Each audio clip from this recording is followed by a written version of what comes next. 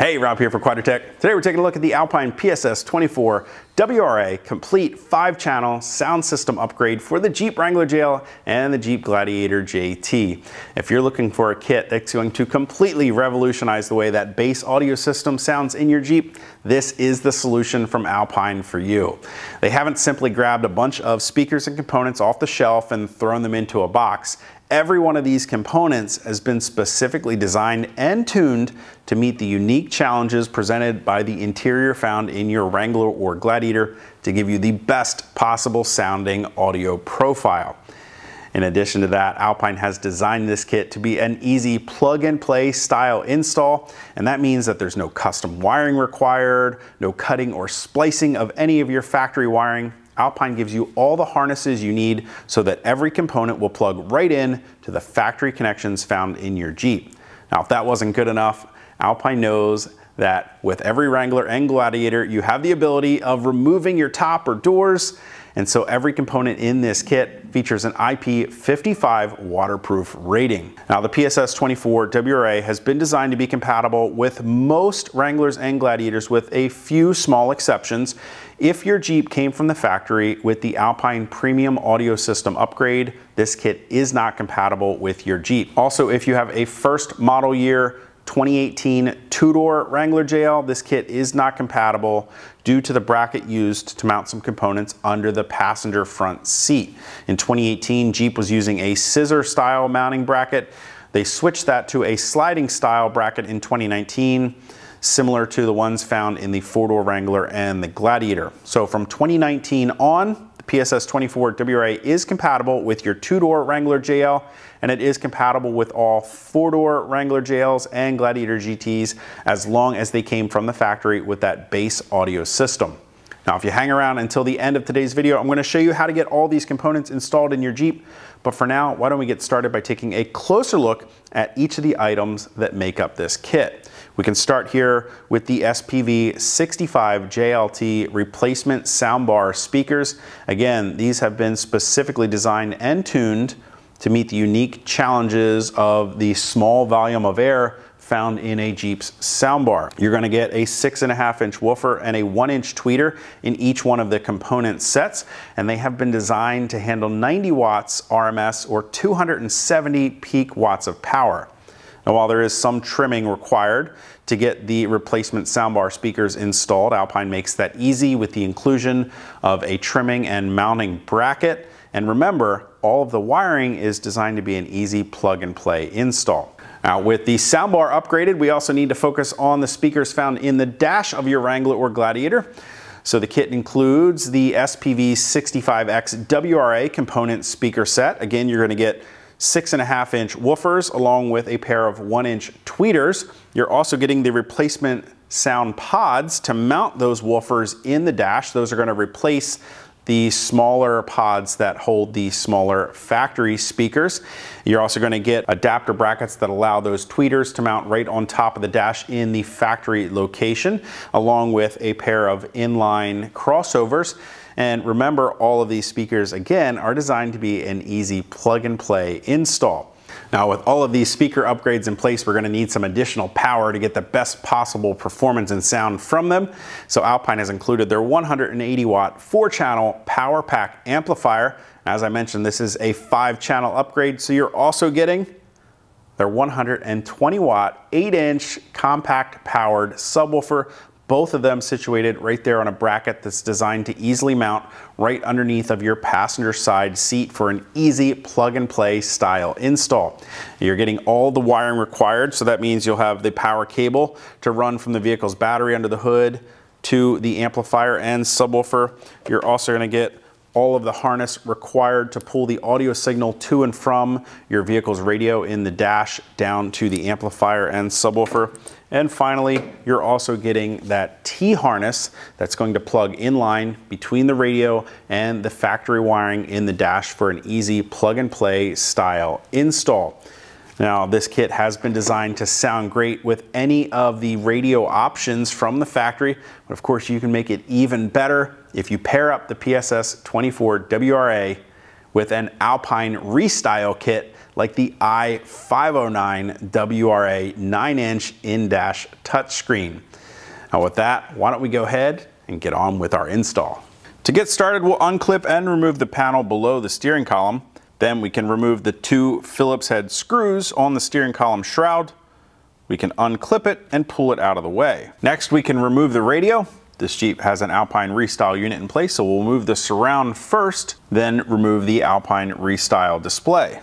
Next, we'll remove the climate control panel by unclipping it from the dash and disconnecting the 2 electrical connectors. Using a panel tool, we can remove the speaker grills from the top of the dash over the tweeters and set them aside for later. We'll remove 1 Phillips head screw securing the dash pad found just above the factory radio location. Grab the dash pad and pull towards the rear of the vehicle to unclip it from the dash, starting from one side and working to the other, and then we can set it aside. Next, we'll remove the 4 Phillips head screws along the top edge of the instrument panel over the driver's side dash.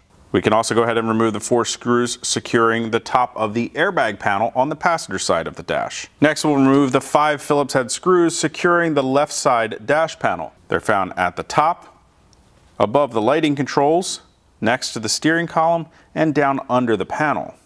We can remove the side panel on the dash to remove the 5 Phillips head screws found behind it. Using a flexible head 7mm ratcheting wrench will make the job of removing this lower screw a lot easier. Now we need to remove 4 10mm screws as well as 1 8mm screw securing the dashboard brace. With these screws removed, the dash brace will be loose enough for us to get the speaker pod out of the dash. Remove 3 Phillips head screws securing the speaker pod into the dash. At this point, we can use some force to pull the speaker pod down so that we can unplug the speaker connector found on the back side of the pod. Then, again, using some force, we can pull that pod down and out of the dash. You do want to use some caution because there are 2 electrical connectors on the back side of the pod. Those connectors were already disconnected in my Jeep because they're plugged in to my Z Automotive Taser module. With the speaker pod removed from the Jeep, you can remove the 3 screws securing the module to the backside of the driver's side speaker pod.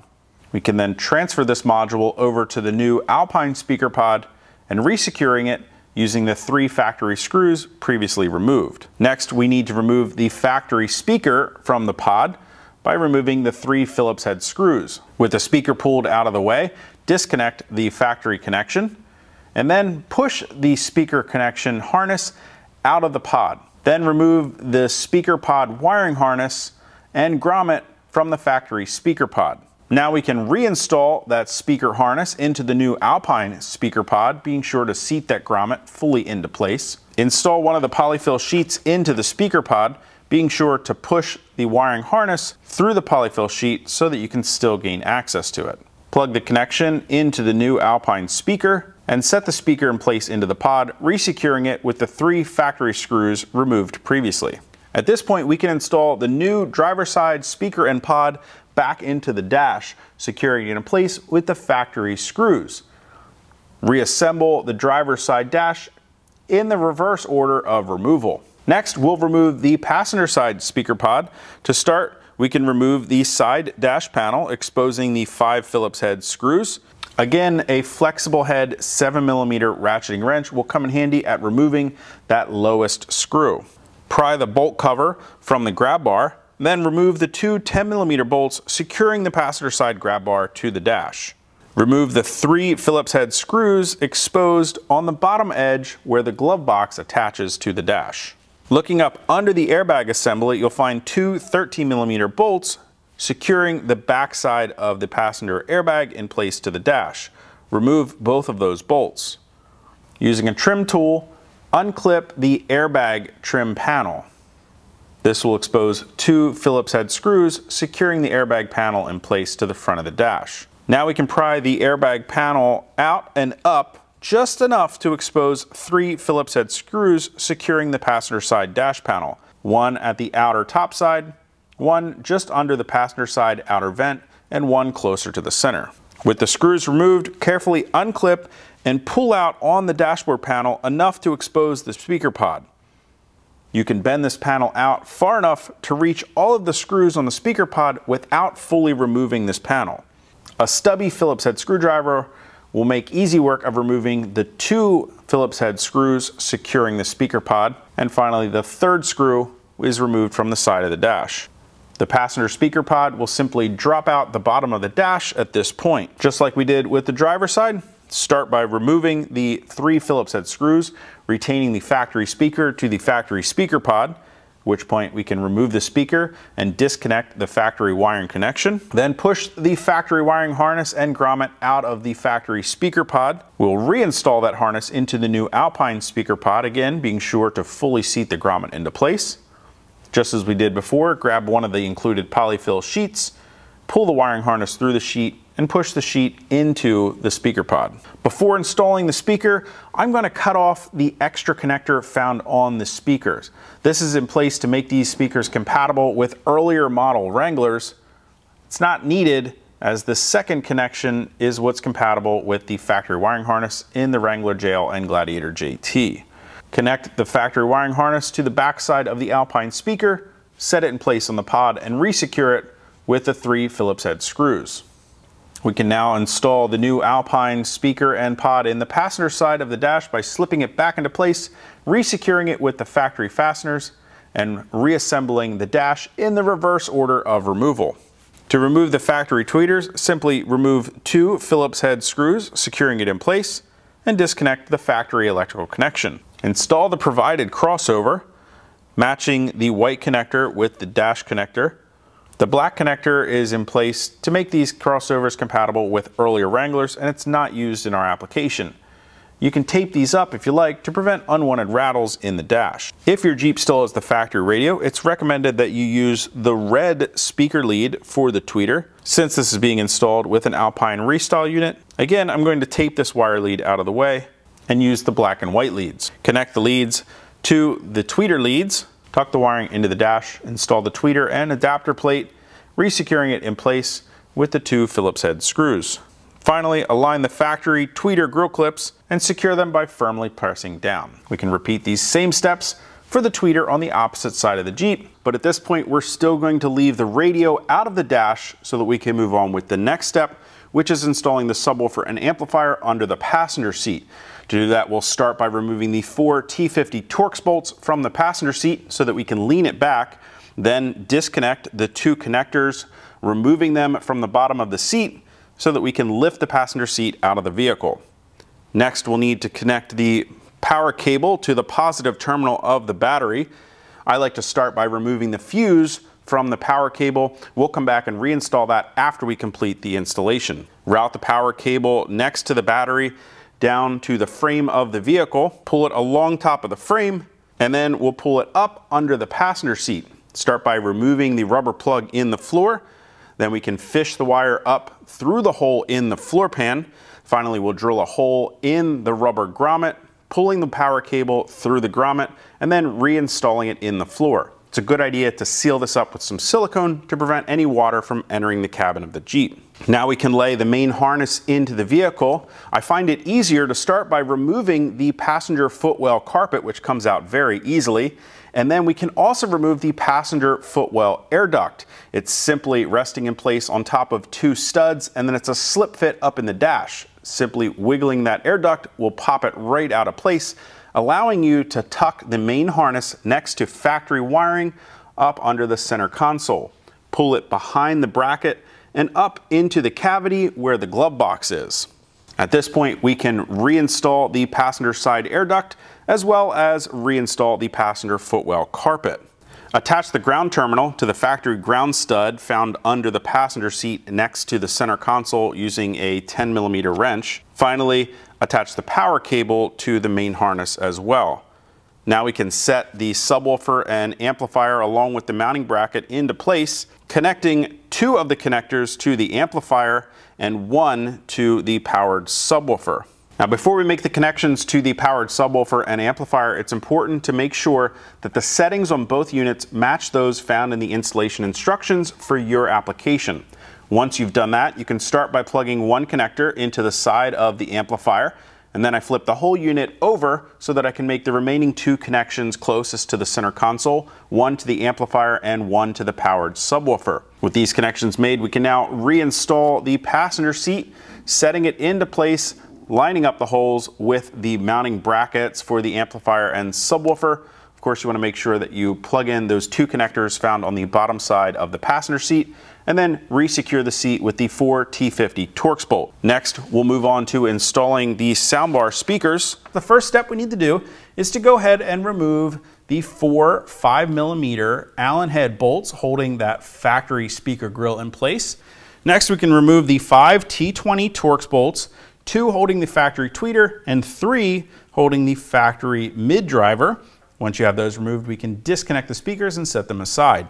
Next, we can remove the 4 T30 Torx bolts from the port and remove that from the soundbar as well. Using the supplied template, you can install it using 4 of the factory screws that held the factory speaker grill in place, and we can use it as a guide to complete the trimming required, or you can simply grab a marker and mark the area that needs to be trimmed away, and then remove the template and complete the cutting using either a reciprocating aerosol or your favorite cutting tool. And you just want to be very careful not to cut too deep, as some areas of the soundbar are pretty shallow and you don't want to cut through the back side. With all the trimming completed, we can go ahead and grab one of the polyfill sheets and pull it apart to take up some of the negative airspace found inside the soundbar. And finally, we can grab one of the Alpine 6.5-inch components, connect the wiring to the factory wiring in the soundbar, and then install it in place using 4 of the new screws provided with the speakers.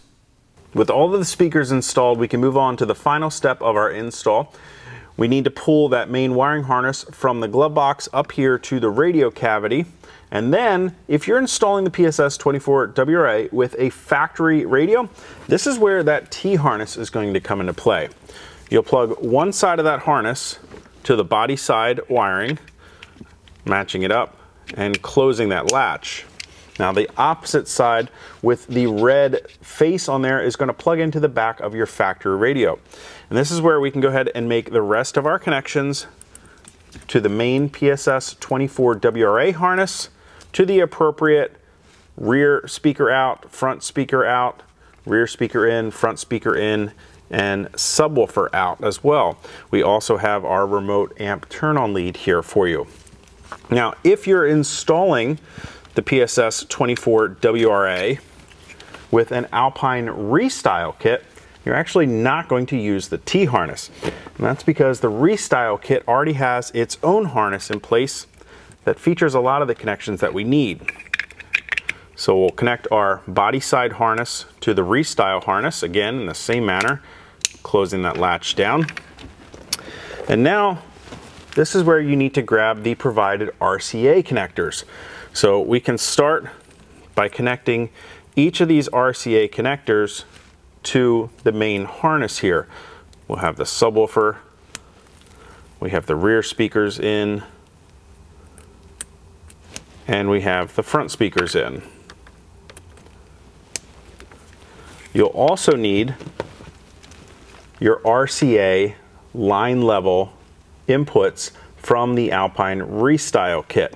So we can go ahead and make our appropriate connections here. We've got our front output. We'll connect to our set of front RCAs. So that's white to white and gray to red.